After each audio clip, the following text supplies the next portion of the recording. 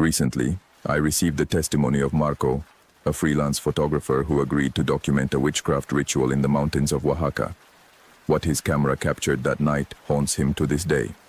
If you have experienced something that defies all logic, share it in the comments. I love reading each of your stories. What follows is disturbing, so prepare to delve into the darkest night Marco ever lived. My name is Marco, and I am a documentary photographer. For 15 years, I have traveled throughout Latin America, capturing cultures, traditions, and moments that others prefer not to see. I have photographed indigenous rituals, syncretic religious ceremonies, pagan festivals. I thought I had seen everything the spiritual world had to offer, until I met Don Esteban. It was October of last year. I was in Oaxaca working on a project about pre-Hispanic traditions that survive in rural communities. A local contact told me about Don Esteban, a sorcerer who supposedly practiced ancient magic, the real deal, not the tourist spectacle sold in markets. It's dangerous, my contact warned me. Don Esteban doesn't play. If you're going to photograph him, you must completely respect his rules. And what you see, you might wish you hadn't seen it.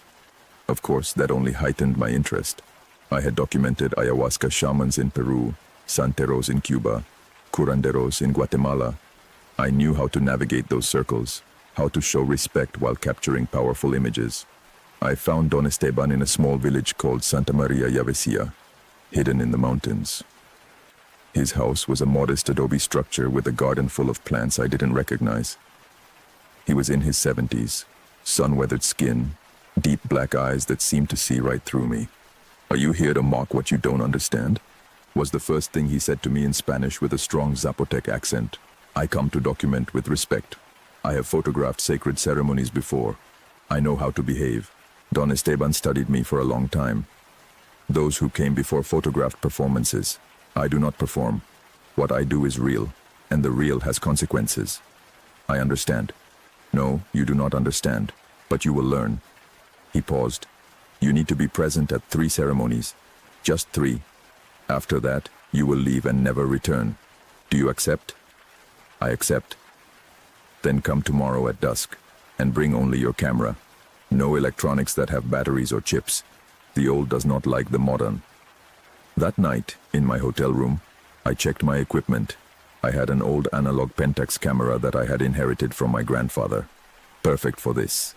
I bought several rolls of black and white film, the kind that war photographers used decades ago. The first ceremony was the next day. Don Esteban took me to a clearing in the woods, an hour's walk from the village.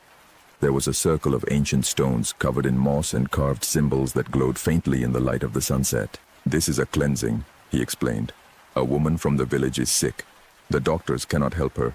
She says something is chasing her in her dreams, that it is consuming her from the inside." The woman arrived shortly after, accompanied by her husband. She was young, maybe 30 years old, but she looked emaciated, ill. She had deep dark circles under her eyes and was constantly trembling. Don Esteban began the ritual while I photographed from a respectful distance.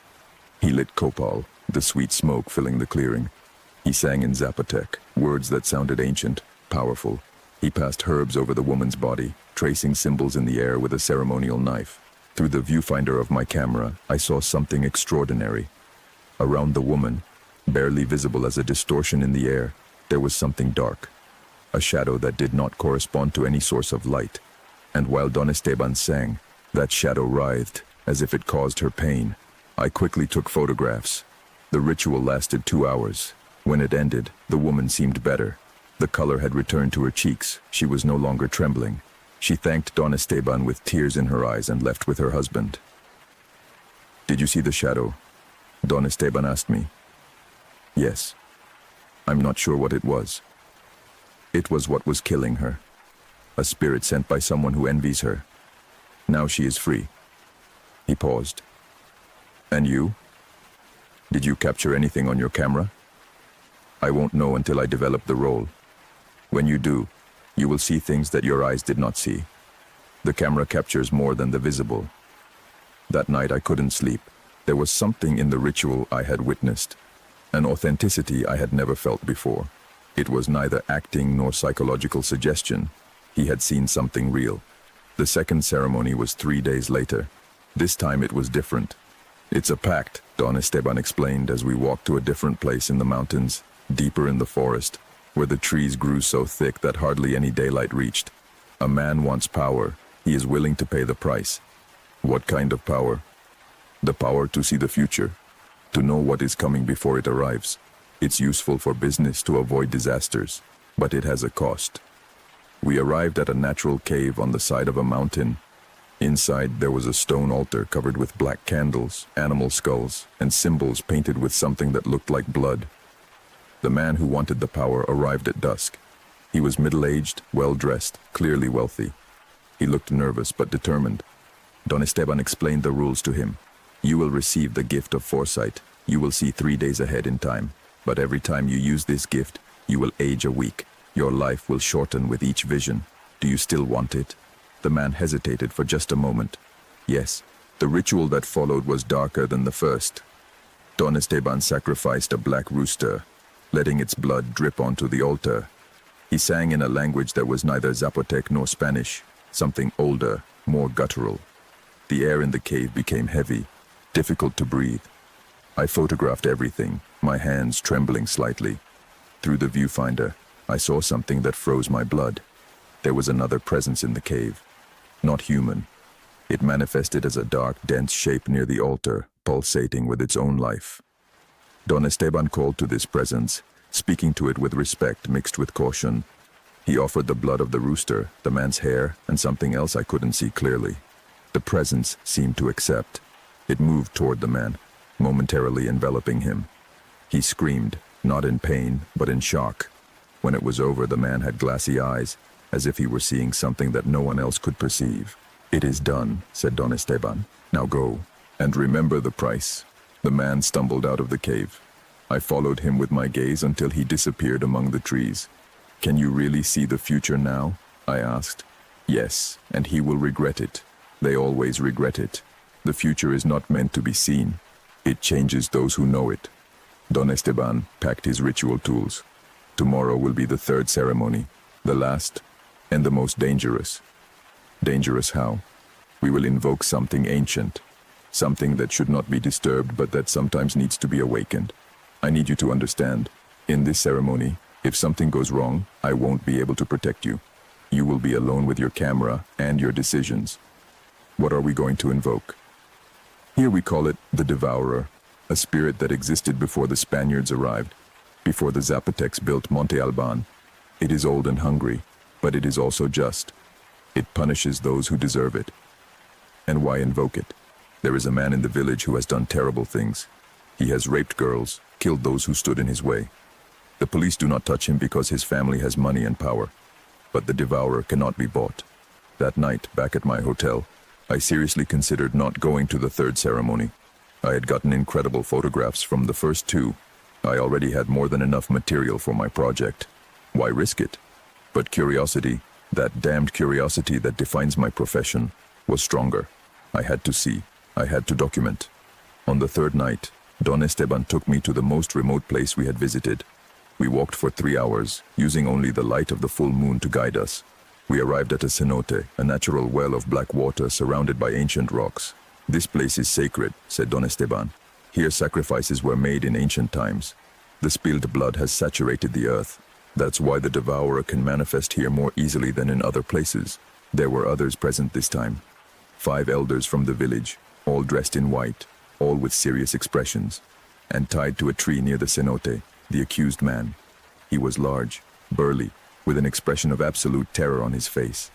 Wait, I said to Don Esteban. Are they going to? We are not going to kill him. The Devourer will decide his fate. If he is innocent, nothing will happen to him. If he is guilty, he left the sentence unfinished.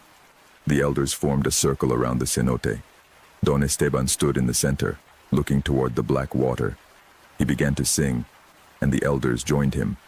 The melody was unsettling, dissonant, making my skin crawl. I photographed from outside the circle, as Don Esteban had instructed me. No matter what happens, do not enter the circle. If you cross that line, the Devourer will think you are also an offering. The singing continued for what seemed like hours. The moon rose in the sky, reflecting on the water of the cenote, and then gradually the water began to move. Not as if it were the wind, but as if something beneath was stirring it. Through my camera, I saw bubbles rising from the depths, and then, emerging from the water, a shape. At first, it seemed to be just more water, taking a vague form. But it solidified, it defined itself. It was vaguely humanoid, but completely incorrect in its proportions. Arms too long, head too big, eyes that shone with their own yellowish light. Its skin, if it could be called that, seemed to be made of constantly flowing black water. The devourer. The bound man began to scream, struggling against his restraints. The screams were of pure, primal terror. The devourer moved toward him, gliding over the ground without really walking. Don Esteban spoke in that ancient language, presenting the accused, listing his crimes. The devourer stopped in front of the man, leaning down to look him directly in the eyes. What happened next was so horrible that I almost stopped photographing. The devourer reached out a hand toward the man's chest. The fingers, like water tentacles, penetrated through the clothes, the skin, entering his body. The man stopped screaming. His eyes turned white, and then, horrifically, he began to wither. It was like watching someone age 100 years in minutes.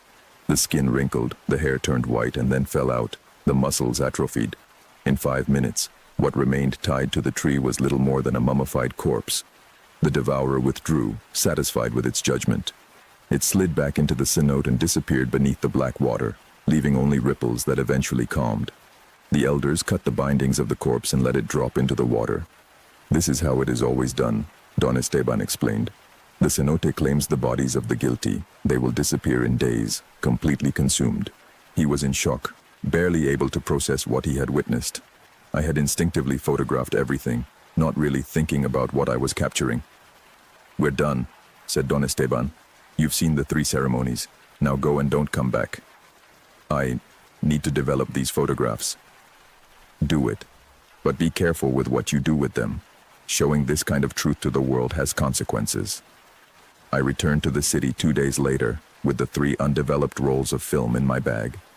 I took them to a lab specialized in analog photography, one where I personally knew the technician. "Marco, it's been years since you worked with film," he commented as he received the rolls. "Special project?"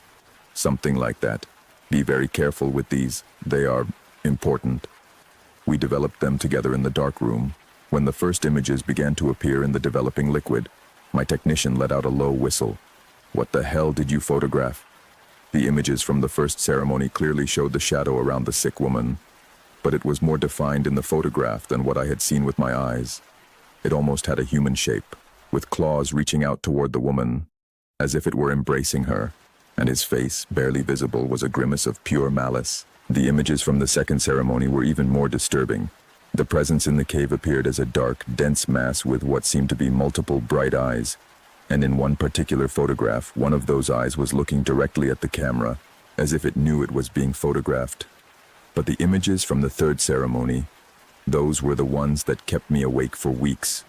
The devourer was clearly present in every photo, but it was not just a creature. In the images, you could see through its translucent form, and inside it were faces, dozens of them. Faces of people who seemed to be screaming, trapped within the entity.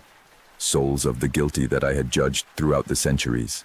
And in the last photograph, the one I took just before the devourer retreated to the cenote, it was looking directly at my camera, and behind it, blurry but unmistakable, was me. Not my reflection, but me standing inside the circle, as if the photograph captured not what I was, but what I could have been if I had made the mistake of crossing that line. "These photos are incredible," my technician said. "You could win awards with this. What kind of effects did you use?" "There are no effects. It's all real." He looked at me as if I were crazy. "Marco, whatever you're saying, these images are disturbing. What do you plan to do with them?" "Good question. I had documented something extraordinary, visual proof of the supernatural. I could publish these photos, create an exhibition, write a book. My career would take off. But I remembered Don Esteban's words. Showing this kind of truth to the world has consequences. I stored the photographs in a sealed envelope and left them in my apartment. For days I thought about what to do. Then the dreams began. Every night I dreamed of the cenote. In the dreams I stood on its shore looking at the black water. And every night, something emerged from the water. Not the devourer, but something different each time. Shadows, spirits, entities that wanted to be seen, to be known, to be freed. and all of them whispered the same thing to me. Show us, reveal us, let the world see us. I began to fall ill. Constant low-grade fever, headaches, nausea. The doctors found nothing wrong, but I knew what it was. The photographs, the entities I had captured, wanted something from me. I called Don Esteban using the number he had given me for emergencies. I told him about the dreams, about the illness. The images are cursed, he simply said.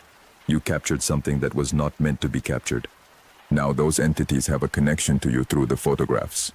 They want to be released into the world, and you are their door. What should I do? Destroy the photographs, burn them.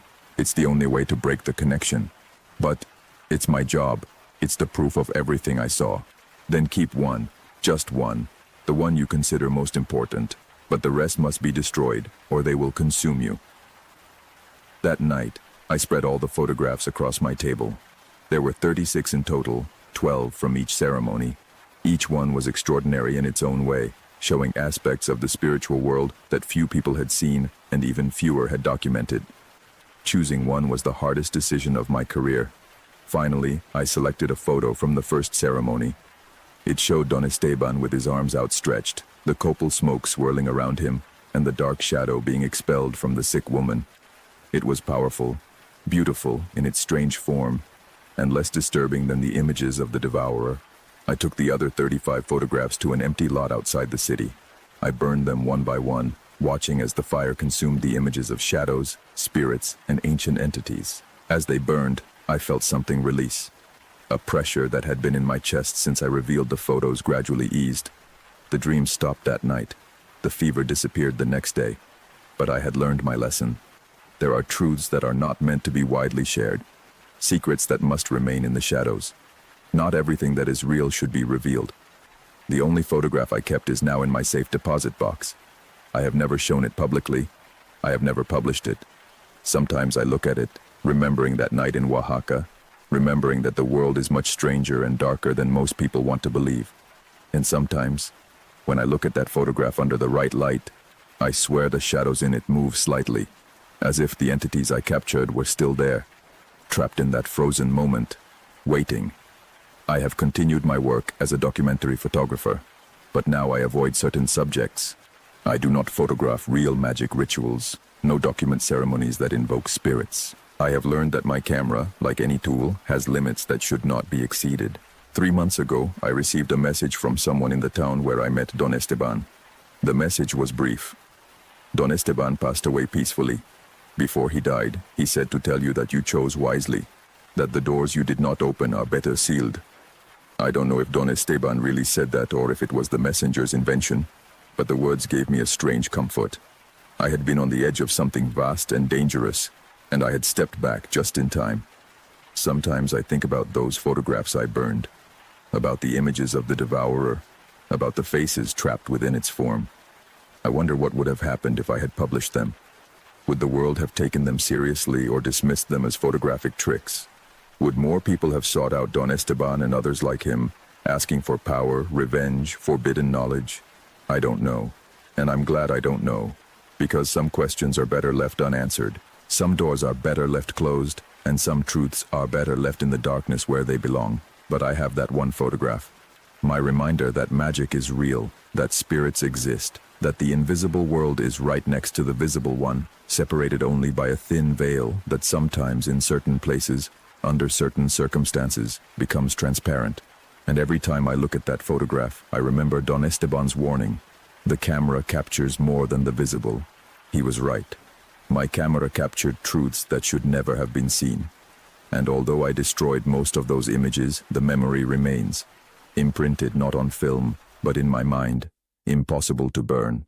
Impossible to forget. I now live with that knowledge.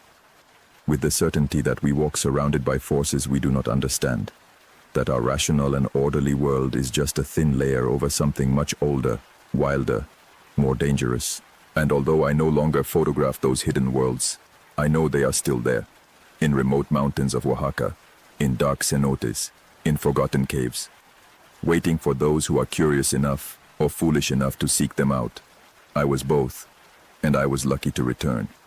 That is the story Marco shared with me, He told me he still has that unique photograph saved, but he will never show it to the public. There are things, he said, that are better left hidden. If you have ever captured something in a photograph that shouldn't be there, tell me in the comments. Sometimes the camera sees what our eyes prefer to ignore. Rest well, and we'll meet in the next story.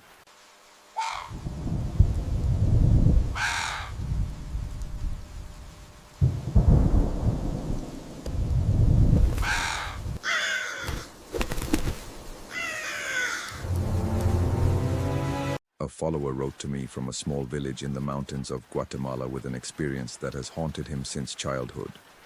What his grandfather taught him about the aluxes, the guardian spirits of the Mayan tradition, and the price his family paid for breaking an ancestral pact, forever changed his understanding of the world.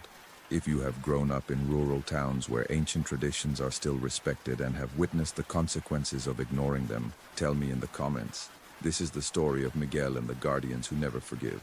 My name is Miguel and I grew up in San Pedro Zacatepeques, a village in the mountains of Guatemala where Mayan traditions still blend with Catholicism in ways that city people do not understand. What I'm about to tell happened when I was 12 years old, but the consequences still affect my family 22 years later. My grandfather, Don Esteban, was what they called in the village a guardian of traditions. He was neither a Catholic priest nor exactly a sorcerer, but something in between.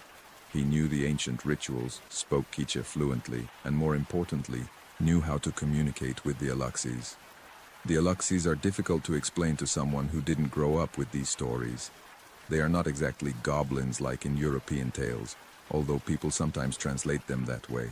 They are spirits of the earth, guardians of specific places, created by the ancient Maya to protect fields, forests, and springs. They can be benevolent if respected, but terribly vengeful if offended. My grandfather took me to the milpas since I was 6 years old, teaching me how to leave offerings for the aluxes, tortillas, pozole, tobacco. They cared for these fields long before you were born, he would tell me, and they will continue to care for them long after you die. Respect is the only thing they ask for. At night, he would tell me stories about families that had forgotten the offerings, harvests that rotted overnight, animals that fell ill for no reason, children who disappeared in the forest and returned days later with no memory of where they had been, speaking in tongues that no one understood. I was a child. I believed in these stories just like I believed in Santa Claus or the Kukui, as tales to scare or teach lessons, not really real. Everything changed the summer of my 12th year. My uncle Rodrigo returned to the village after living in Guatemala City for 15 years. He had made money in construction and was coming back with big plans. He wanted to modernize the family lands, build commercial greenhouses, use chemical fertilizers, and modern irrigation systems. My grandfather immediately opposed. "Those lands have a pact," he said. "They have been worked the same way for 300 years. The aluxes know our ways. If you change everything, you break the balance." "Dad," my uncle replied with the condescending patience used by those who consider themselves enlightened, "the aluxes do not exist. They are superstitions of peasants. This village needs to modernize or it will die." My grandfather looked at me with sadness. "Miguel, remember what I have taught you. No matter what happens, never forget the offerings." During the following weeks, my uncle transformed the fields. He uprooted the old trees where we always left offerings. He leveled the ground with tractors. He installed metal and plastic structures that shone under the sun in a way that hurt the eyes. My grandfather stopped leaving his house. He sat in his rocking chair looking towards the mountains, murmuring prayers in Quiche that I did not fully understand. The first sign that something was wrong came 3 days after my uncle planted his first crops under the new greenhouses. The workers began to report that they heard things. Laughter of children when there were no children nearby. Running footsteps among the rows of plants. Small shadows moving at the edge of their vision that disappeared when they looked directly. My uncle used to send out these reports. "They are scared of the change," he said. "They will get used to it." But then the accidents began. Nothing serious at first. Tools that disappeared and reappeared in impossible places. Irrigation systems that broke down for no apparent reason. A worker fell from a ladder and broke his ankle, swearing that something had pushed him. And the plants weren't growing properly. Despite all the fertilizers and technical care, the crops looked sick, wilted, as if something was draining the life from the very soil. One night, 2 weeks after all this started, My grandfather woke me up. It was past midnight. "Come with me, Miguel," he whispered. "You need to see this. You need to understand." I followed him outside. The moon was almost full, providing enough light to walk without flashlights. We walked to my uncle's new fields, but we stopped at the edge, where the old trees used to be. "Look at them," my grandfather said, pointing towards the greenhouses. At first, I saw nothing, just the metal structures shining under the moonlight. But then my eyes adjusted, and I saw them. Small figures, maybe a meter tall, moving between the rows of plants. There were dozens of them. They were humanoid, but clearly not human. Their limbs were too long in proportion to their bodies. They moved in ways that defied normal physics, as if gravity did not fully affect them. And what they were doing to the plants was horrible. They were uprooting them, twisting them, spitting something on them that made them wilt instantly. It was not random destruction.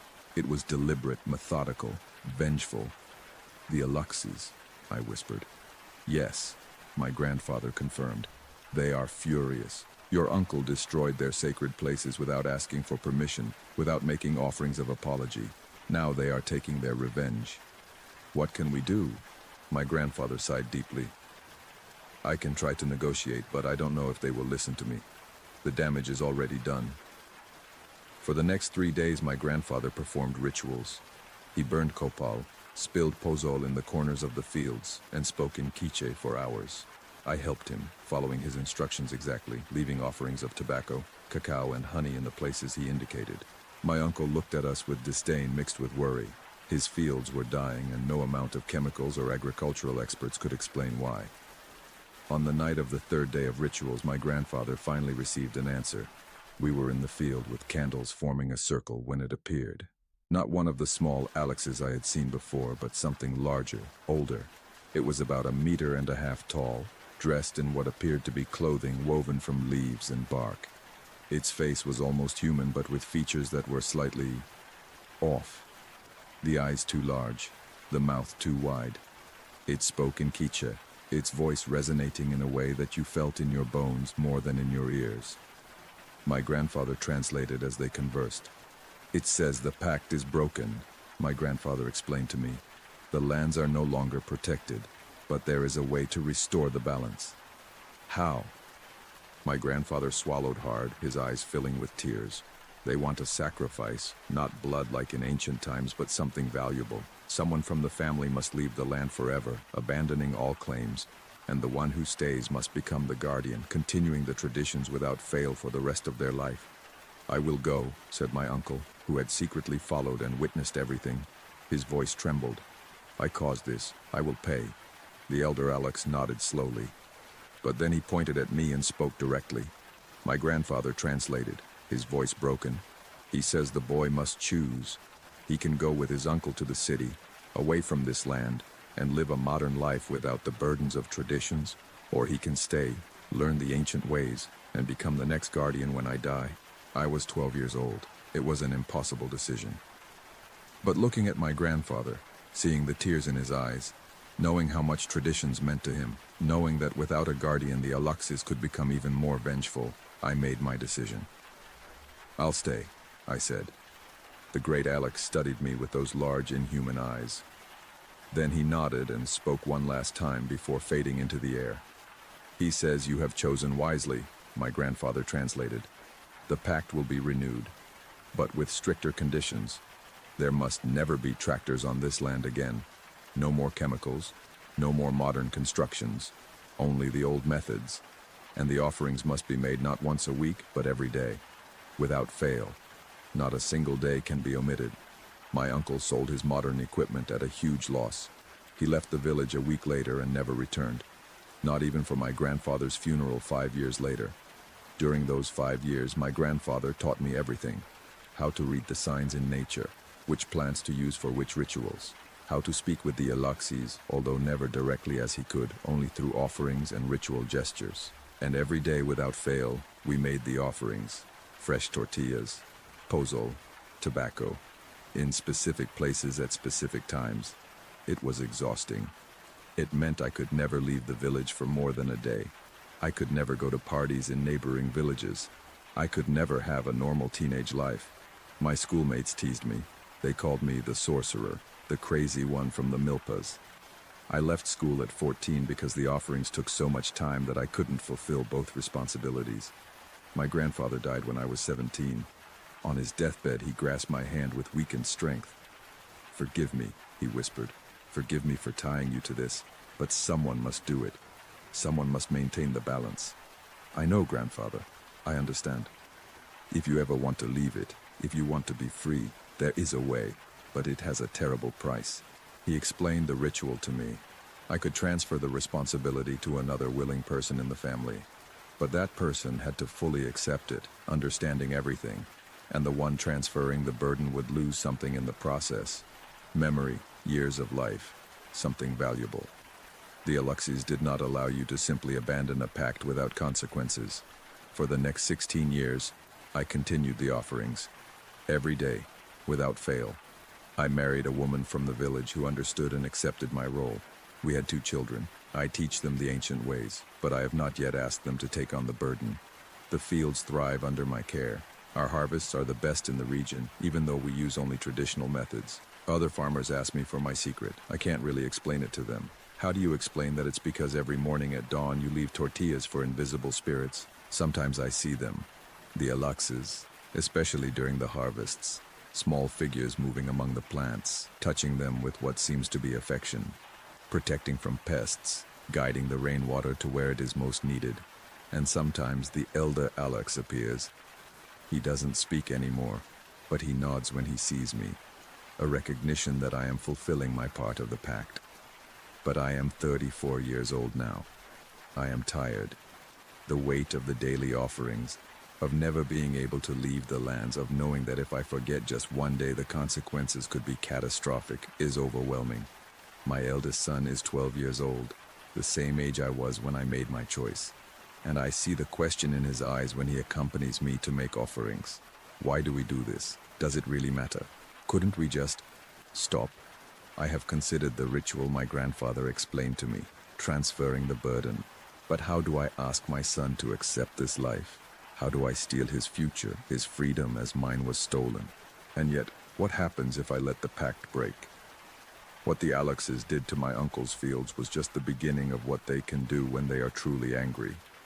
History is full of entire towns that disappeared after offending the guardians of the land. 3 months ago, something changed. My son began to see the Aluxes without me telling him where to look. He sees them naturally, just as my grandfather could. It is a sign. The Aluxes have chosen him as the next guardian, just as they chose me. Last night, the elder Alux appeared while I was making the offerings. He spoke for the first time in 16 years. I didn't fully understand the Quichua words. My command of the language was never as good as my grandfather's. But I grasped the essence. It's time. I must choose soon. To transfer the pact to my son voluntarily while I can still teach him properly. Or to wait until forced by more urgent circumstances, perhaps my own death, and risk that it is done incorrectly. I have been awake the last 3 nights, watching my son sleep, debating. What kind of father condemns his son to this life? But what kind of guardian allows centuries-old traditions to be broken out of cowardice? My wife tells me it is my decision, but I see the fear in her eyes. She has seen what happens when the Aluxes get angry. She has heard the stories from neighboring towns where they stopped making offerings and faced years of ruined harvests, inexplicable illnesses, disappearances, and I have noticed something else recently. The little Aluxes are getting closer to the house. I see them through the windows at night watching. Not exactly threatening, but expectant, waiting. They know that the decision is approaching, and they have their own opinion on what it should be. My son asked yesterday, "Dad, why do the little men from the fields look at me so much?" "Because you are special," I told him. "You can see them, not everyone can." Is that good or bad? I couldn't answer him, because honestly, I don't know. My grandfather told me it was an honor to be chosen, but sometimes it feels more like a curse. Tomorrow is a full moon. It is the traditional time to renew pacts, to make transfers of responsibility between guardians. I have prepared everything necessary for the ritual. Special copal, posel made from sacred corn, tobacco of a type that is becoming rare. My son knows that something important will happen. I see it in the way he looks at me with those 12-year-old eyes that seem much older than they should. Tonight I will tell him the whole story, about my grandfather, about my uncle, about my own choice at his age. And then I will give him the option that I never fully felt I had. You can choose to become a guardian, learn the ways, make the offerings, bear the weight. Or you can refuse and we will look for another solution. Perhaps you can find another family member willing. Maybe there is a different ritual that my grandfather did not know. Or maybe we simply let it all end. Let's break the pact. Let's face whatever comes. And let's learn firsthand if ancient traditions still hold power in the modern world. Or if my uncle was right and they are just superstitions that keep people trapped in the past. But looking out the window now, seeing dozens of small figures gathered at the edge of the field, their eyes shining in the dark as they wait, I think I already know the answer. The Aluxes are real. The pact is real. And the consequences of breaking it would be more real than anything a modern person is prepared to face. So tomorrow, I will probably hand my son the same fate that was handed to me, and I will live the rest of my life knowing that I condemned him to an existence of serving forces that most of the world has forgotten exist. It is the weight of the guardian, not just the daily offerings, but the guilt of passing the burden to the next generation, knowing they have no real choice, not really. Because what happens if the only one in the family who can see the Aluxes refuses? What then? I guess I will find out soon. So far, the story of Miguel. He contacted me 2 weeks ago saying that he finally spoke with his son, who agreed to become a guardian. The ritual was performed during the full moon and was apparently successful. If you have grown up in communities where ancient traditions are still practiced and know the weight of keeping them alive, I would like to hear your experience in the comments. Sometimes the obligations we inherit define our lives in ways we never choose. Sleep well tonight.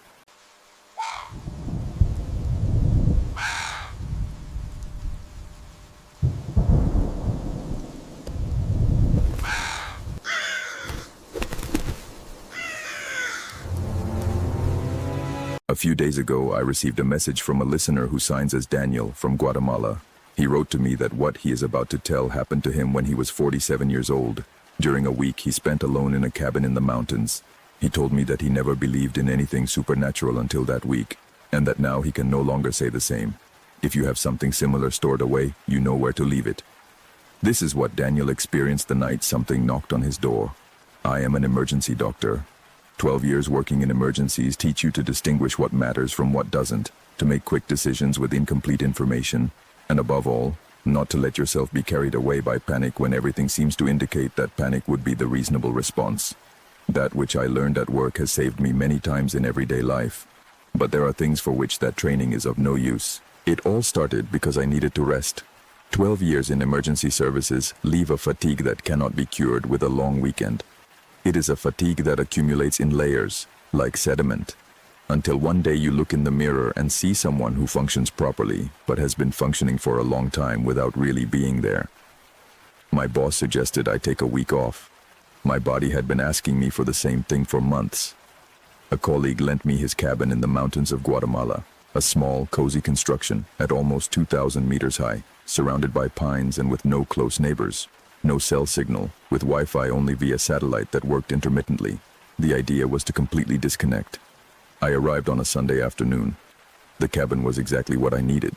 A small living room with a fireplace, a functional kitchen, a bedroom with a bed that had a thick mattress and wool blankets. Outside, the pine forest that smelled of resin and cold earth, and the silence that the mountains have when one arrives from the city and has not yet learned to listen to it as silence and hears it as absence. I settled in, lit the fireplace, warmed up some broth I had brought in a thermos, and fell asleep before 9 at night. The first 2 days were filled with sleep and stillness. I woke up late, walked around the cabin, read, ate leisurely, and went to bed early. My body gradually released that accumulated tension, like when one loosens a knot that has been very tight, and the fingers realize they were applying pressure without noticing. It was on the third day that I noticed the boy. I was walking along the path that surrounded the cabin, about 200 meters from the building, when I saw him among the trees. He was a small figure, about the height of an 8 or 10-year-old child, standing between two pines about 30 meters from where I was. He wore dark clothing that was not suitable for the weather, without a coat despite the cold, and he was looking at me.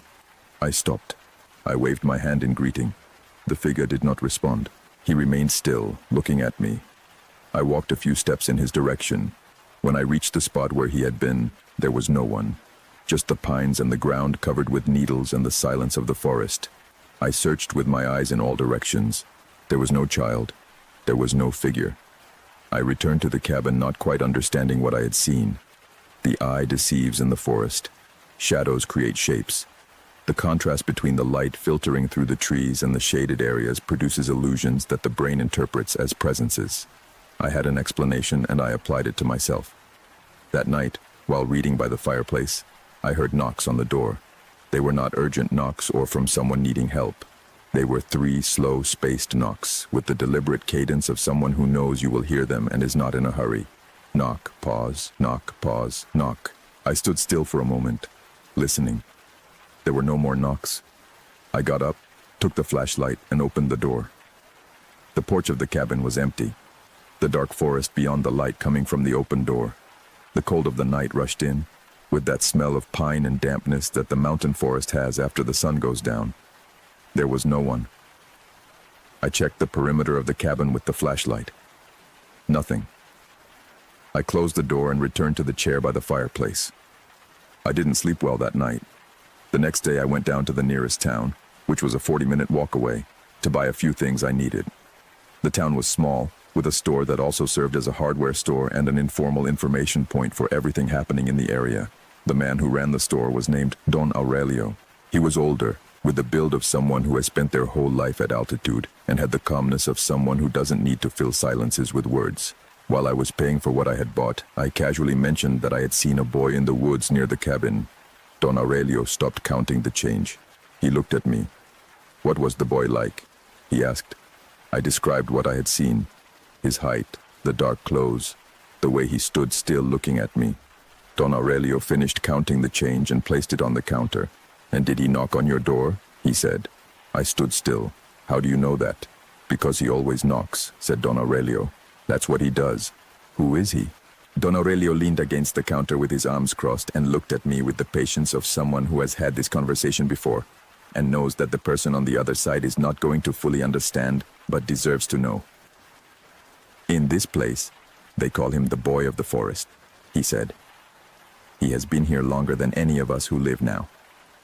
The old folks from when I was young already knew him, and their parents did too. No one knows exactly what he is.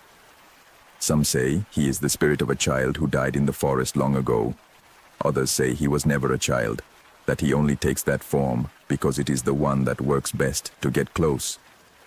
"Get close for what?" Don Aurelio looked at me directly. "To enter," he said. "Enter the cabin, wherever you are," he said. "The cabin, the house, whatever. But first he calls. He always calls. And what if someone opens the door?" Don Aurelio uncrossed his arms. "No one who has fully opened the door has been able to explain to me well what happened next," he said. "There are 2 or 3 people in the village who say they did it, and none of them talk much about it. What I do notice is that since they did it, they are different people from what they were before." "Different how?" "More subdued," he said. "As if something in them had gone away and not come back."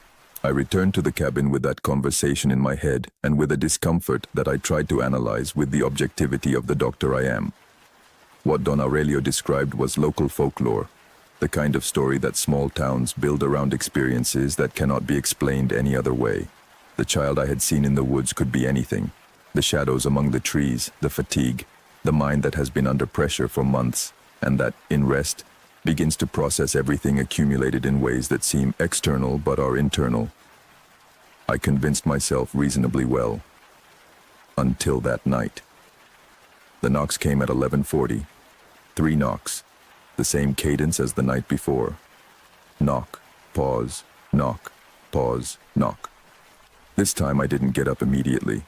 I stayed sitting on the bed in the darkness, listening. There was a silence, and then a voice.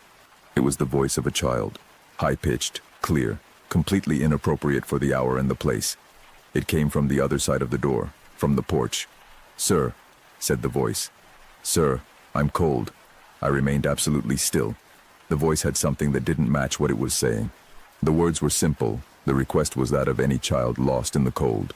But the tone was flat, lacking the urgency that a child who is truly cold and afraid in the woods at night would have. It was the tone of someone reciting a learned phrase who knows what the right words are but doesn't quite know how it feels. "Sir," the voice repeated, "let me in." I didn't respond. The silence that followed was long. Then I heard footsteps on the porch, slow, circling the cabin along the exterior wall. I kept tracking the sound. The front porch, the right side wall, the back wall, the left side wall, the front porch again. It stopped in front of the door once more.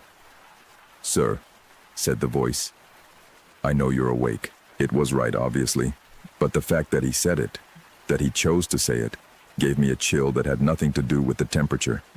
I got out of bed carefully, without turning on any lights. I walked to the side window, the one that faced the side of the cabin, and barely moved the curtain. Outside, in the darkness illuminated only by the moon, there was a figure standing by the wall. It was the silhouette of a child. He was facing the wall, with his palms pressed against the wood, and his head turned in my direction. He was looking at me even though I had barely moved the curtain. I stepped away from the window. I sat in the center of the bed with the flashlight on and thought about what Don Aurelio had told me, about the people who had opened the door, about how they were now. The voice did not return that night, the footsteps neither. But at 3 in the morning, when I had already decided that I was not going to sleep anymore and was sitting by the fireplace with the fire turned up to maximum, I heard something different. No knocks, no voice, just a breath. It was coming from under the door, the kind of sound made by a person lying on the floor with their face against the threshold. A slow and regular breath, too regular, without the variations that come with the breath of something alive. I stayed looking at the crack under the door. Under that crack, very faintly, there was a shadow that moved slightly, as if something was there, on the other side, just inches from the wood. I didn't move. The breathing continued for what I estimated to be 20 minutes, though it could have been more. Then it stopped. The shadow under the crack disappeared. The forest fell into complete silence. At dawn, before it finished getting light, I packed my things, closed the cabin, and set off towards the village. I didn't stay for breakfast. I didn't take inventory of what was left to leave it organized as I had promised to do for my colleague. I simply left. I passed by Don Aurelio's store. He saw me enter with my backpack and my face of not having slept and didn't say anything right away. He served me a coffee without me asking for it. "How many nights?" he asked. "2," I said. He nodded. "Did she open the door?" "No." Something in his expression relaxed slightly. "Good," he said. "When she doesn't open the door, she loses interest after a while. She looks for someone who will." "And is there always someone who does?" Don Aurelio looked at me over his coffee cup. "Always," he said. "There are people who are curious, people who don't believe, people who think they can handle it. There is always someone." I took the coffee, thanked him, and continued towards the city. I got home that same day. I took a shower, ate something, and slept for 12 straight hours. That night I didn't dream of anything, but at exactly 11:40, I woke up. Not because of any sound, not because someone knocked on my door. I woke up alone, in the silence of my apartment in the city, with my heart racing for no apparent reason. I stayed still listening. My apartment was silent. The street outside had the normal noise of the city at night. There was nothing. I closed my eyes, and on the edge of sleep, very softly, almost inaudible, I heard 3 knocks. Knock, pause, knock, pause, knock, coming from nowhere and everywhere at the same time. I didn't open any door, but since that night, whenever it's 11:40, I wake up, and I stay still in the dark until it passes. I don't know how much longer it's going to keep happening. That's all I can say. And there ends Daniel's testimony. He wrote to me at the end that he still sleeps with the hallway light on, something he hadn't done since he was a child. I don't judge him at all. If you've ever heard something at night that you shouldn't have heard, or if you visited a place where the local warnings made more sense than they seemed, tell me in the comments. I'm interested in reading it. And if this story accompanied you tonight, subscribe to keep receiving more each week. Take care. We'll hear from you in the next story.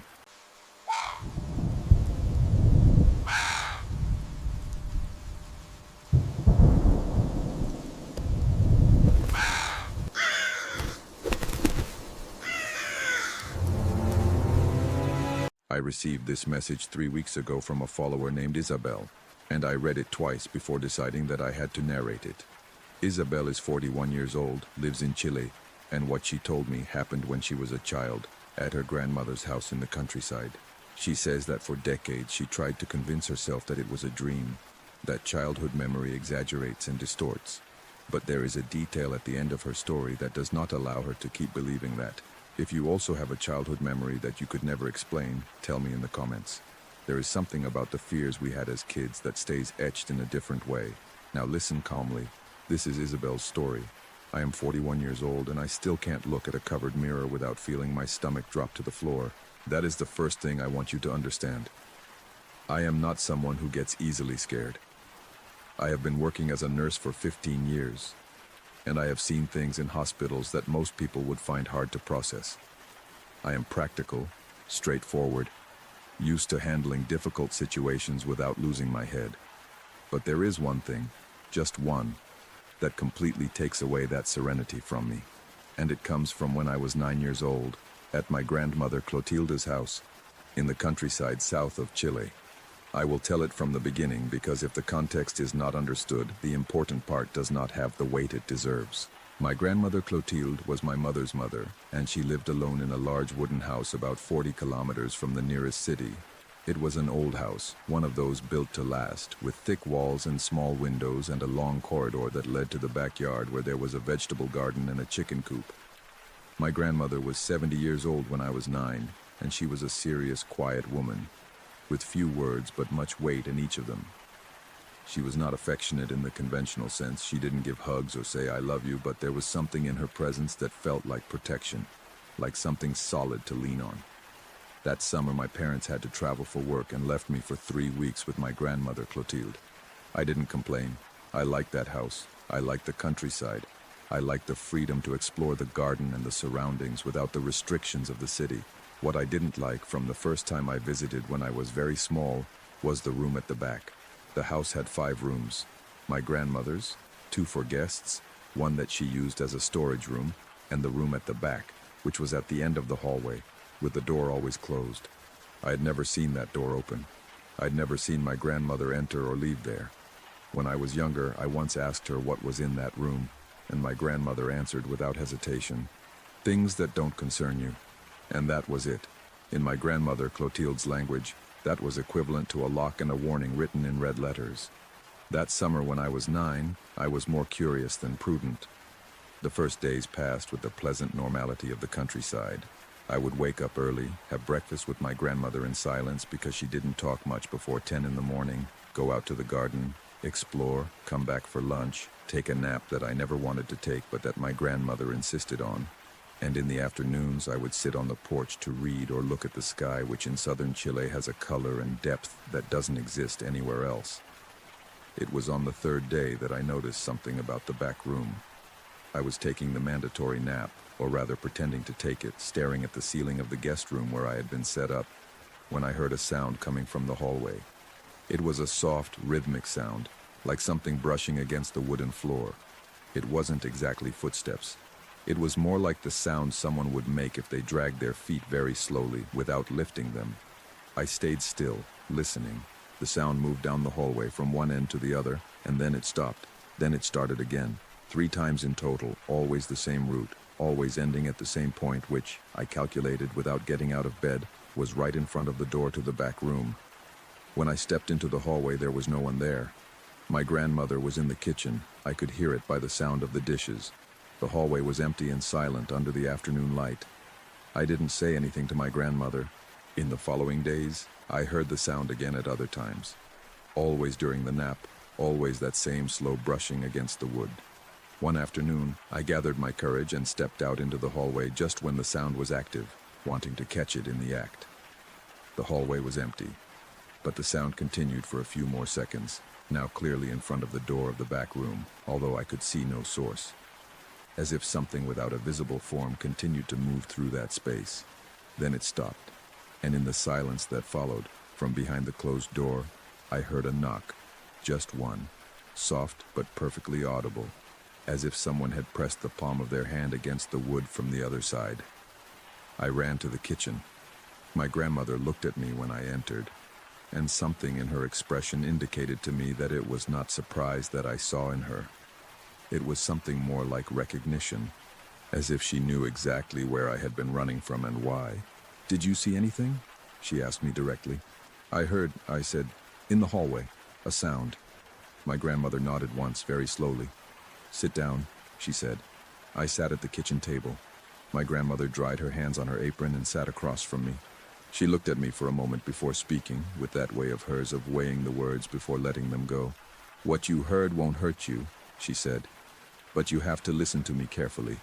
There's a rule in this house that you have to follow without asking why. Can you do that? I told her yes. The back door doesn't open. Never, for any reason, especially at night. Do you understand? What's inside?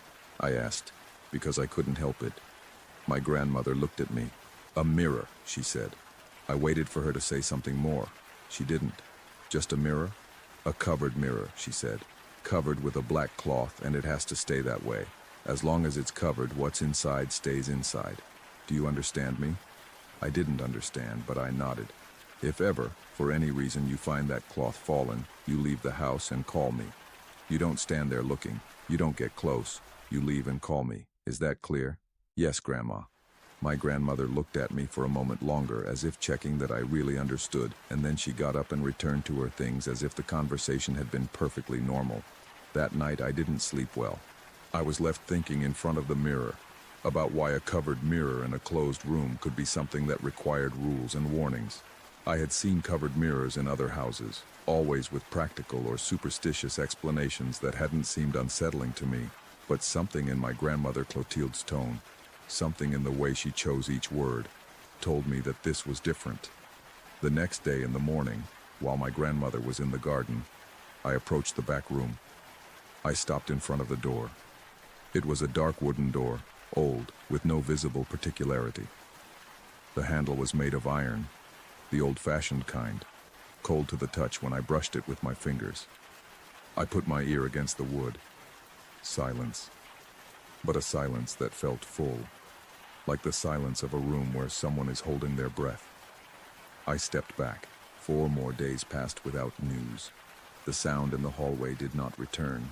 The house was quiet.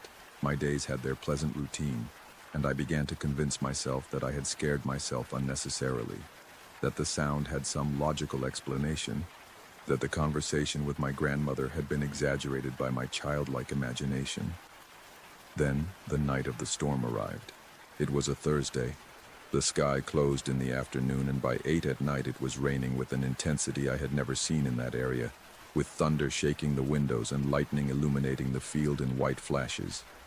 My grandmother closed all the shutters, prepared hot chocolate, and we spent a while in the kitchen listening to the storm from inside. At 9:30 she sent me to bed. I didn't want to go, but with my grandmother Clotilde, arguments didn't exist. I went to the guest room, got under the covers, and listened to the rain hitting the wooden roof with a sound that usually felt comforting, but that night had something different, something more urgent, heavier. I fell asleep unknowingly at some point between the thunder, and I woke up to the sound, not the sound of the hallway of naps. Another sound, different, that came from outside the house and that at first I confused with the wind. It was like a whistle, but with a rhythm too regular to be wind. It rose and fell with a rhythm that resembled a melody too much without being one entirely. I sat on the bed. The clock on the nightstand read 2:20 in the morning. The storm had eased. It was still raining, but no longer with the fury of before. The whistling continued outside, moving slowly around the house. I heard it pass by my bedroom window, follow along the side of the building, round the corner, and continue toward the back hallway. I got up without thinking, with that strange logic the brain has at 2 in the morning when it is not fully awake. I stepped out into the hallway silently. It was dark. The only light came from the distant lightning that entered through the slits of the shutters in irregular flashes. And then I saw the back door. It was open. Not completely open. Just an inch, maybe 2, but open. A rectangle of denser darkness in the darkness of the hallway. I froze. I remembered what my grandmother had told me. Get out of the house and call me. Don't just stand there. But I didn't move. From inside the room came a very faint glow, almost imperceptible, of a color I couldn't quite describe. It wasn't white or blue or green. It was something between those colors, something that had no name in my 9-year-old vocabulary and doesn't now. A soft, pulsing glow, as if something inside that room was breathing. And within the glow, behind the ajar door, I saw a shadow. It wasn't the shadow of an object or a piece of furniture. It was the shadow of a figure. Tall, thin, perfectly still, standing in the center of the room. No distinguishable features, just a dark shape outlined against the strange glow. The figure didn't move. Neither did I. I don't know how long we were like that. The figure motionless in the room and I motionless in the hallway. It could have been seconds or it could have been several minutes. Time had a different texture at that moment, stretched and dense. Then the figure raised a hand. Slowly, without abruptness, without apparent threat. It just raised what would have been the right hand if it had been a person, and pointed at something. Not at me. Toward the side of the room where, according to what my grandmother had explained to me, the mirror should be. And it was at that moment that I heard my grandmother Clotilde's voice. Isabel. It came from the end of the hallway, from her room. A single word spoken softly, but with an intensity that activated something physical in me, an impulse that had nothing to do with conscious thought. I turned and ran toward her room. My grandmother was standing in the doorway of her room, in a nightgown with a lit candle in her hand. She grabbed my arm when I reached her and pulled me into her room. She closed the door. She stood with her back to it for a moment, eyes closed and lips moving in something that made no sound. Then she opened her eyes and looked at me. "Did you see her?" she asked. I nodded. "Did you look in the mirror?" "No," I said. I looked at the figure, but not at the mirror. My grandmother closed her eyes again briefly, and on her face was something that at that moment I interpreted as relief, but that now, at 41 years old and with the perspective of what came after, I recognize as something more complex. Like relief mixed with the certainty that the problem wasn't over, just postponed. "Good," she said. "That's what's important." What would have happened if I had looked in the mirror? My grandmother was silent for a moment. "What is in that mirror has been wanting to come out for a long time," she finally said. "To come out of the mirror and out of the room. The black cloth holds it back. If someone looks at it when the cloth is down, it gives permission. Permission for what? To follow you," she simply said. That night I slept in my grandmother Clotilde's room, on a cot she took out of the closet with an efficiency that indicated to me it was not the first time she had used it for this purpose. We didn't talk about the subject anymore. My grandmother blew out the candle and we remained silent in the darkness, with the rain that had intensified again outside. Before I fell asleep, I asked one last thing. "Who opened the door?" My grandmother took a while to respond. "Sometimes what is inside finds a way to move things," she said. "That's why the fabric has to be well placed. I'll check it tomorrow." I didn't say anything else. The next morning, under the clear and washed light left by the heavy rain, my grandmother Clotilde entered the back room. I stayed in the hallway without peeking, without trying to see anything. I heard her moving around inside for a few minutes. Then she came out, closed the door, and made sure it was properly closed by running her fingers along the frame as if sealing something. "Was the fabric down?"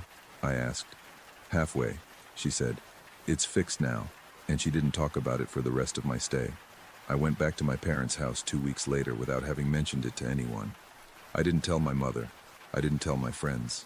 I kept it the way children keep things they don't have words to explain, in a place inside where it didn't bother too much but where it also didn't disappear. My grandmother Clotilde died when I was 18. I went to the funeral. I was at the house for the last time during the days of the wake, and at some point during that visit, unexpectedly, I found myself alone in the hallway in front of the door to the back room. The door remained closed. I put my hand on the doorknob but didn't turn it. I stayed like that, with my hand on the cold metal, thinking about my 9-year-old grandmother, about the strange glow, about the figure that pointed at the mirror, thinking about everything my grandmother Clotilde knew about that room and that she had taken with her without fully explaining. A cousin of mine who was in charge of organizing the sale of the house found me there. "What's in that room?" I asked him. My cousin shrugged. "I don't know. It's locked and we didn't find the key among Grandma's things. Probably just old junk. Are you going to open it?" "Eventually, I suppose. To empty the house before selling it." I told him to be careful. He asked me why and I didn't know how to explain it. I told him that Grandma was superstitious about that room and left it at that. The house was sold that same year. I never knew if my cousin opened the room before handing it over. I never asked him. There are questions whose answers I don't want to have. But this is what I was going to tell you at the beginning. The detail that doesn't let me keep believing it was a dream or a child's imagination. 5 years after the death of my grandmother Clotilde, when I was 23, I was in the apartment I shared with 2 university roommates. A normal apartment in a normal building, with no history, nothing peculiar. One of my classmates was named Fernanda. One Friday night, Fernanda arrived with a mirror she had found at an antique fair, large, with a dark carved wooden frame, the kind one imagines in an old and stately house. She had paid almost nothing for it, she said, because the seller wanted to get rid of it quickly. She placed it in the hallway. I looked at it, and I recognized it. I have no way to prove this. I know it sounds impossible, that mirrors are objects without memory, that southern Chile and that university apartment are completely separate worlds. But I recognized it with a certainty that did not come from any reasoning but from something much more visceral. The dark wooden frame with the specific carving in the corners, the exact proportions, the glass with a slight tint that was not entirely transparent. It was the same mirror. It took all the self-control I had not to run out of the apartment. I told Fernanda that the mirror couldn't stay in the hallway, that she should put it in her room or somewhere else. Fernanda asked me why, and I didn't know what to tell her. I made up something about how mirrors in hallways at night made me uncomfortable, that I was scared to see myself when I wasn't expecting it. Fernanda laughed, but she moved it to her room. That night, from Fernanda's room, I heard the sound, the same soft brushing on the floor, the same slow rhythm I had heard 12 years earlier in the hallway of my grandmother Clotilde's house.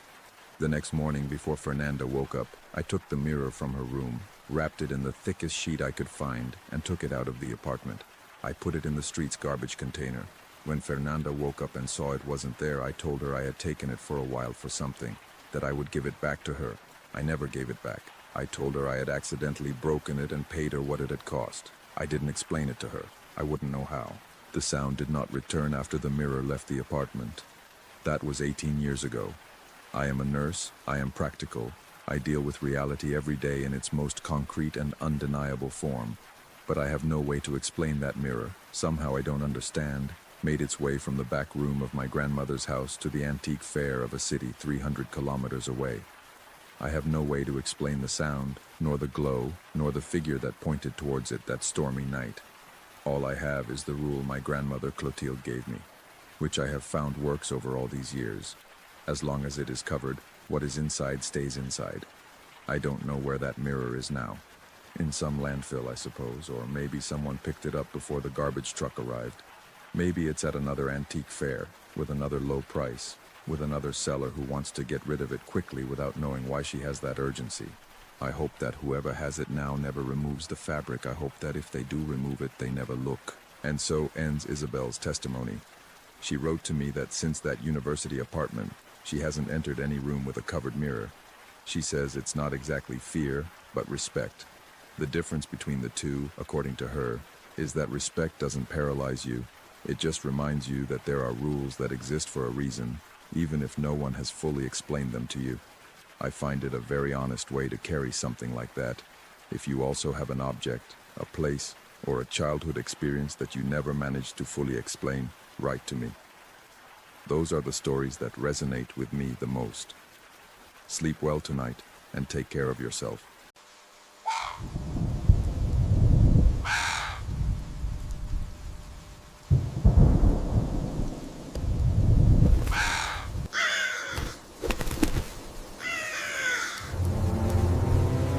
A follower who prefers to remain anonymous sent me this story a few days ago.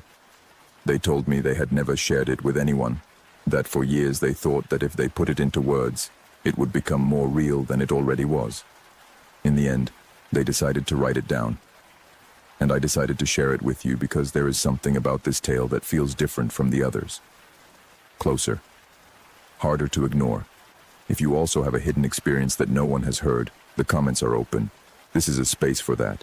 But now, let me take you to an old house in a rural town on a stormy night, and to a pact that someone signed long before our narrator was born. I was 11 years old when I first saw the woman in the mirror. I didn't understand it that way at the time. At 11, One doesn't have the vocabulary to name certain things, and even if I did, I'm not sure it would have made a difference. There are experiences that language cannot reach, that remain floating somewhere between what happened and what one is able to process. For years I kept it there, in that nameless space, and tried to live as if it didn't exist. But it does exist, and what happened afterward, 20 years later, forced me to unearth it all. My name is Marcos. I grew up in my maternal grandparents' house, in a rural town that I will not name because there are people who still live there and it is not my place to drag it into their lives. It was a quiet town, one of those where everyone knows each other and where secrets do not disappear but become part of the landscape, so familiar that they cease to be seen. My grandparents' house was large by the town's standards. 2 stories, thick stone walls, a backyard where my grandmother grew herbs and flowers. It was an old house. My grandfather Bernardo used to say he was over 150 years old, although I never knew if it was true or if it was the kind of thing old people exaggerate to give weight to things. What was certainly true was that the house had that particular quality of places that have absorbed a lot of time. Creaks that didn't correspond to any movement, drafts that appeared without open windows, a temperature in certain rooms that never matched the rest of the house no matter how much heating there was. I loved him. As a child, that house was the best place in the world. The mirror was in the back room, on the 2nd floor. It wasn't a room that was used regularly. It had a bed, an old wardrobe, and that mirror, which took up almost the entire wall opposite the door. It was a full-length mirror with a dark carved wooden frame, with motifs that as a child I thought were flowers, but that as an adult I recognized as something else. Intertwined figures that could be human if you looked at them a certain way, or could be something else if you looked at them another way. My grandmother Rosa had a rule about that room. No one slept there. She never explained why. When I asked, she said the bed was uncomfortable, that the room was cold, that there were better places in the house to rest. She always had a different reason, and none were the true one. I discovered it one August night when I was 11, and my cousins had come to stay for a few days. We were 4 kids in a house with enough rooms for everyone, but that night, for some reason I no longer remember, we decided it would be fun to all sleep together in the back room. The forbidden room. The room of the mirror. My grandparents were already asleep. It was late, close to midnight. My cousins fell asleep quickly, like kids do when they're tired from a day of play. I took longer. I lay in the darkness, staring at the ceiling, listening to the breathing of the others, and at some point, I turned my head and looked at the mirror. There was moonlight that night, and enough light came in through the window without curtains for the mirror not to be completely black. You could see something, the outline of the room reflected, the sleeping shapes of my cousins, and me, lying there, watching. At first I didn't see anything different, just the normal reflection. But after a while, that long and vague stretch of sleepless childhood nights, I noticed something. In the reflection, the room looked the same but not exactly the same. It was like when you copy a drawing by hand and almost get it right, but there's something in the proportions that doesn't quite fit. The mirrored room had the same furniture, the same sleeping shapes, the same moonlight, but the shadows fell differently, not at the angle they should have given where the window was, but from another direction, as if in the mirrored room the moon were in another part of the sky, and there was someone standing by the door. In the reflection, only in the reflection. A tall woman figure, completely still. I couldn't see her clearly because she was in the darkest part of the reflection, but the shape was unmistakable. Someone standing by the door, looking toward where I was lying. I turned my head toward the real door. There was no one. I looked back at the mirror. The figure was still there. What I felt wasn't exactly fear, or not just fear. It was something more akin to vertigo, to that physical sensation of the ground moving beneath your feet, as if something in reality had taken a small misstep and took time to readjust. I covered myself with the sheet up to my head, closed my eyes, and didn't open them until I saw daylight filtering through the fabric. I didn't tell anyone, not my cousins, nor my grandparents. I kept it with that particular efficiency of children to bury things they cannot process. Years went by. I grew up, stopped spending summers at my grandparents' house, went to the city to study, built my adult life with the deliberate distance one sometimes places between oneself and the places of childhood. My grandfather Bernardo died when I was 23. My grandmother Rosa continued living in the house, alone. with the quiet stubbornness of old people who do not want to change their geography. I visited her every once in a while, not frequently, and I never went up to the second floor if I could avoid it. What happened 2 years ago started in a completely ordinary way. My grandmother Rosa had a fall. Nothing serious, a fracture in her right wrist that required minor surgery and several weeks of recovery. She couldn't be alone in that big house, and my uncles had their complicated lives, so I was the one who offered to stay with her during the month that the recovery lasted. I returned to my grandparents' house at 31 years old with a suitcase. My grandmother settled me into my usual room on the first floor, and the first nights were quiet. It was November, the town was silent and cold, and there was something restorative in that slow rhythm of the days with an elderly person. Breakfast at 8, the news at noon, the usual soup at 7 in the evening. It was during the first week that I began to notice my grandmother looking at the ceiling, not constantly, but now and then, at random moments during the day, in the middle of a conversation, while waiting for the water to boil, while watching television. She would raise her gaze to the ceiling or to the stairs with an expression that I couldn't read immediately. One day I asked her, "Grandma, what are you looking at?" She lowered her eyes and smiled, that calm smile of hers. "Nothing, dear. Old lady's quirks." But the third time I saw her do it, I noticed the exact direction of her gaze. I didn't look at the ceiling in general. I looked at a specific point, the ceiling above the stairs, which corresponded to the floor of the back room, on the second floor, the mirror room. That night, when she was already asleep, I went up. I hadn't been in that room since that childhood night. When I opened the door, the smell hit me first. Old wood, something like incense, although there was no incense, and beneath all that, something that had no name, but that I immediately recognized from somewhere below consciousness. The room was the same bed, the same wardrobe, the same mirror occupying almost the entire back wall. The November moon entered through the window with that cold and precise light of winter, and the mirror faintly shone in the darkness. I stood in the doorway for a moment. I didn't enter. From where I was, I could see my own reflection in the mirror. Me, standing in the doorway, with the hallway light behind. Nothing more. I went to sleep. But that night I dreamed of the mirror. In the dream, I was standing in front of it, and my reflection did not mimic me. My reflection was still while I moved, watching me with an expression that was not mine.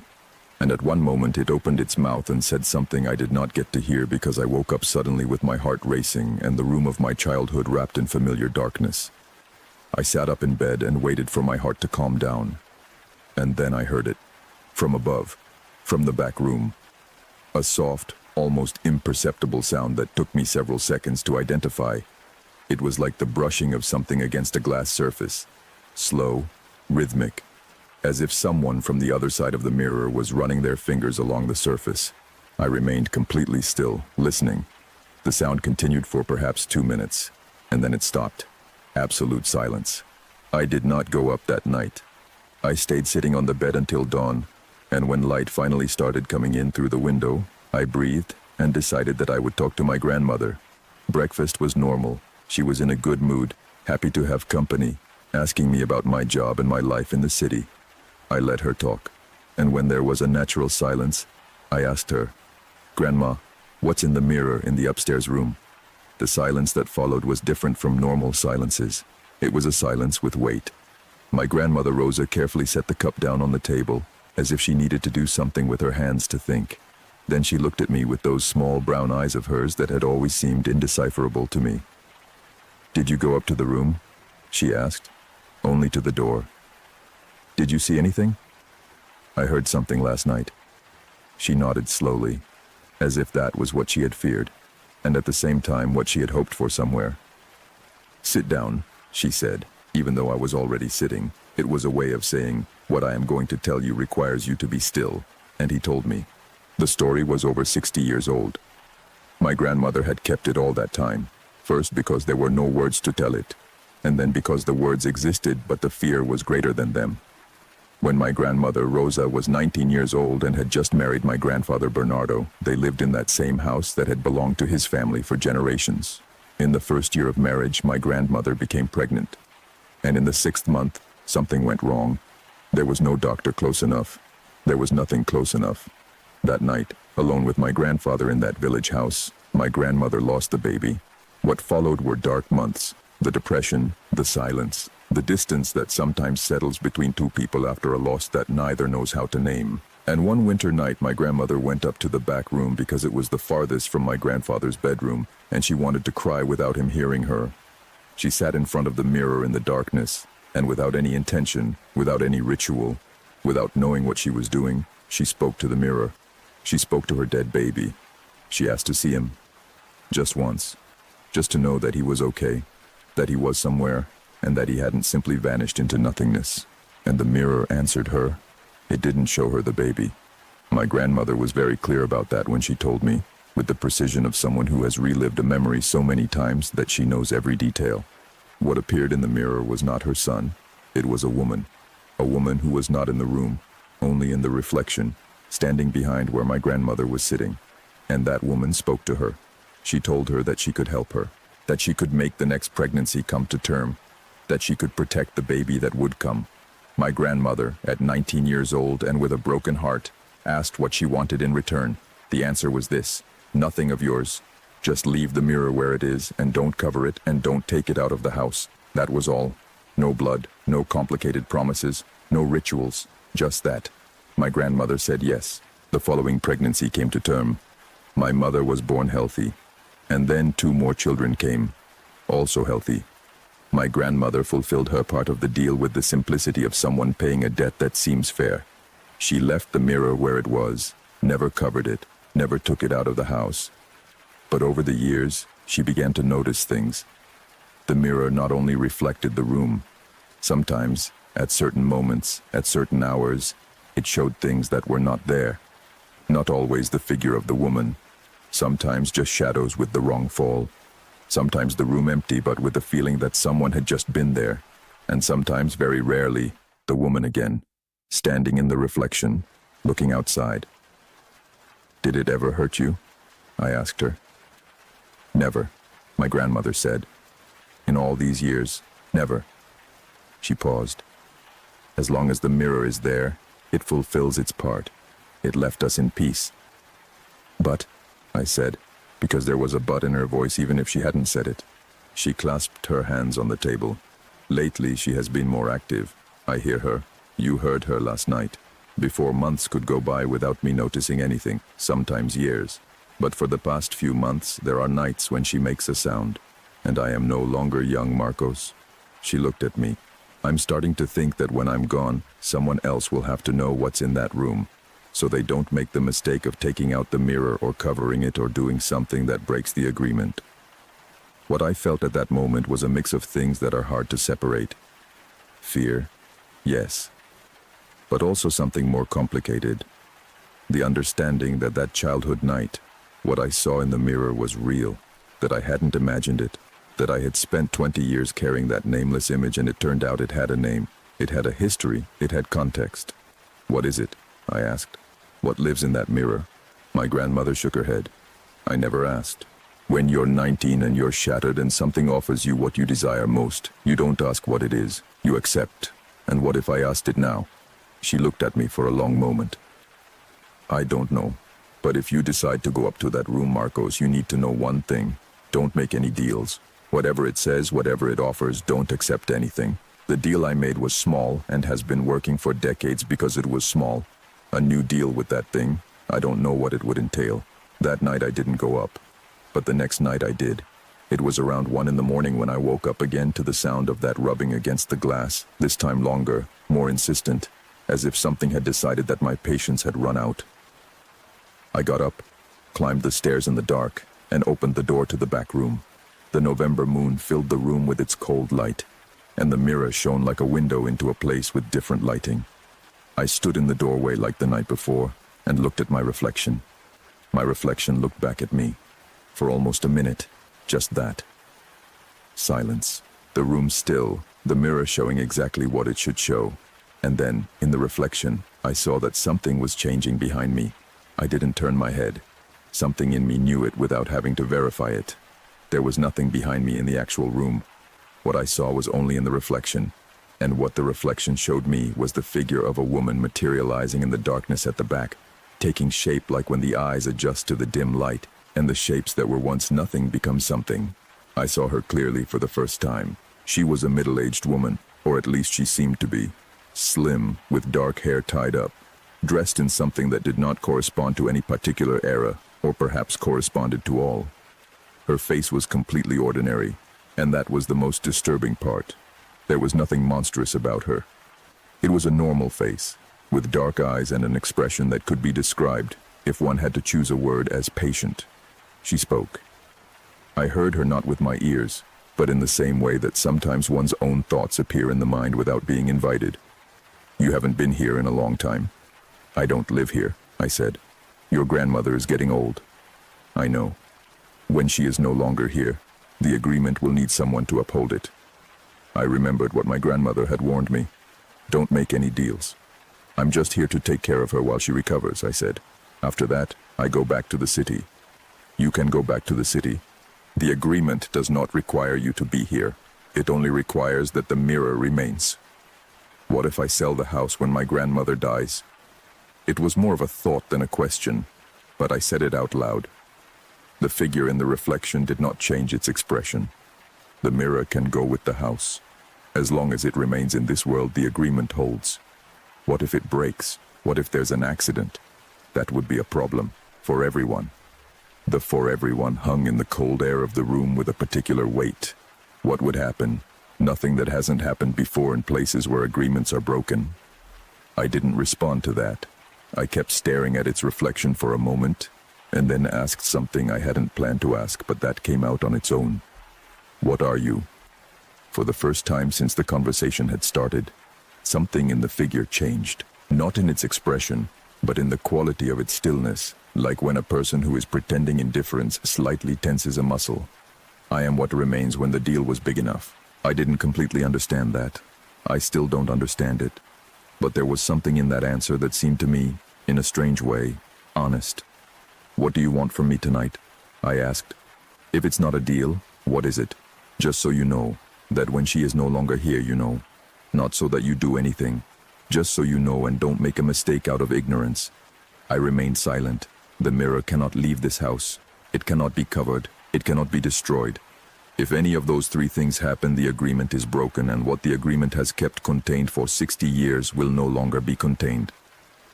What has been kept contained? He didn't answer that. You? I insisted. Me? And what is behind me? What is behind me? I didn't want to ask what was behind her. There was something in that phrase that closed that question in a way that I preferred to respect. All right, I finally said. I understand the conditions. Do you accept them? I am not accepting any deal, I said, remembering my grandmother's warning. I'm just acknowledging that they exist, and that I've heard them. There was a silence that felt like evaluation. That's enough for now. And the figure dissolved into the reflection with the same gradualness with which it had appeared. The mirror showed only the empty room again, the moon coming in through the window, my own reflection standing in the doorway. I went down, got into bed, and this time I did sleep. The rest of the month went by without further incidents. My grandmother recovered well, regained the movement in her wrist, and returned to her routine. We didn't talk much more about the mirror. There wasn't much more to say. The last night before returning to the city, she found me in the garden where I was smoking, and stood by my side looking at the stars for a moment before speaking. Did you talk to her? She asked. Yes. Did you make any deal? No. My grandmother nodded slowly with something that could have been relief. Good. She paused. When I'm gone, the house will be yours. You don't have to live in it. But don't sell it without making sure the mirror goes with it. And tell the buyer that that room isn't used, that the bed is uncomfortable, that it's cold. She looked at me with a small smile. I know how long we've been telling people that. I laughed.